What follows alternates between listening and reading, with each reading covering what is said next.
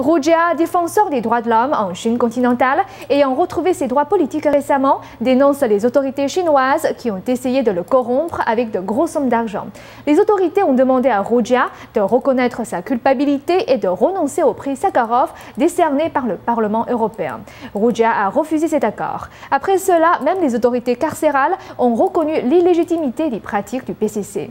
Le Parlement européen a lui aussi dénoncé les pressions exercées par les autorités chinoises. Voici notre dossier interdit du jour. En 2008, après avoir été condamné à 3 ans et demi de prison pour avoir incité à la subversion du pouvoir de l'État, Hu Jia a attiré l'attention internationale. La même année, il a été nominé au prix Nobel de la paix et le Parlement européen lui a décerné le prix Sakharov pour la liberté, la plus haute décoration des droits de l'homme.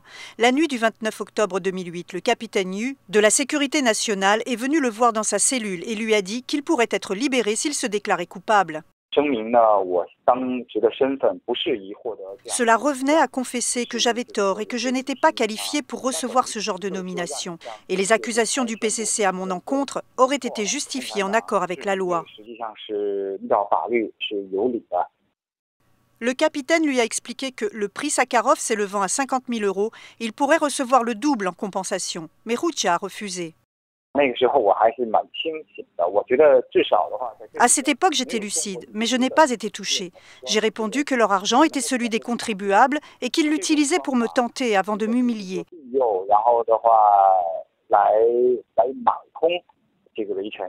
J'ai dit que c'était un acte des plus dégradants et le capitaine a reconnu cela.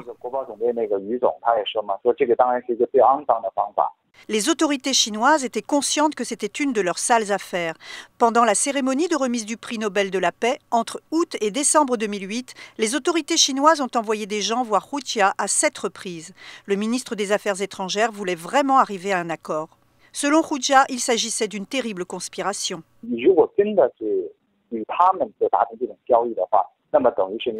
Si vous acceptez un tel accord avec eux, vous vendez votre âme, votre conscience et vos principes moraux pour un peu de liberté personnelle et quelques bénéfices financiers. Donc vous vous trahissez avec les valeurs qui vous sont le plus chères. Selon Hu Jia, cela signifie aussi que les générations futures seront aussi touchées par ces accusations d'incitation à la subversion du pouvoir de l'État. La communauté internationale dira que si nous lui apportons un soutien moral et lui remettons un prix international, qu'il soit remis ou non par le gouvernement, ce scénario se reproduira-t-il? C'est une pensée inquiétante pour la communauté internationale et ceux qui soutiennent les droits de l'homme et la démocratie en Chine aujourd'hui.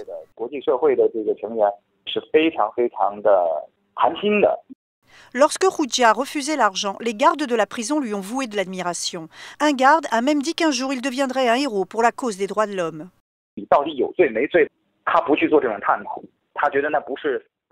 ne savait pas si j'étais réellement coupable ou pas. Il n'avait aucun moyen de le savoir. Certains gardiens ont dit qu'il était difficile de prévoir les choses en Chine et que de nombreux cas avaient déjà été mal jugés dans le passé. Dans son édition du 14 juillet, le journal français Libération accuse les autorités chinoises d'acheter le silence des contestataires. L'article cite le cas d'un avortement forcé d'un fœtus de 7 mois dans la province du Shaanxi. La femme enceinte a reçu 70 000 yuans en compensation. Le journal Libération souligne que les victimes de déni de justice attirent l'attention des médias et de l'opinion publique et les autorités utilisent l'argent pour les faire taire. Toujours selon Libération, dans certaines circonstances spéciales, le PCC verse de grosses sommes d'argent, comme lors de la mort de Xue Jinbo, dans les incidents de Wuhan, dans la province du Guangdong. Face à la pression publique, les autorités ont versé 3,8 millions de yuan de compensation. Mais outre cet accord, aucune raison n'a été donnée pour la mort de Xue Jinbo, et encore moins des excuses. Le PCC a payé cash ces violations de la justice pour sauver la face. Selon Hu Jia, d'innombrables victimes en Chine, dans des situations encore plus tragiques, ont besoin de l'aide de l'opinion publique. Il espère que la communauté tout entière soit encore plus attentive à ces groupes vulnérables.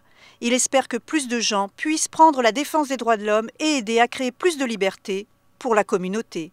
Dossier interdit, NTD.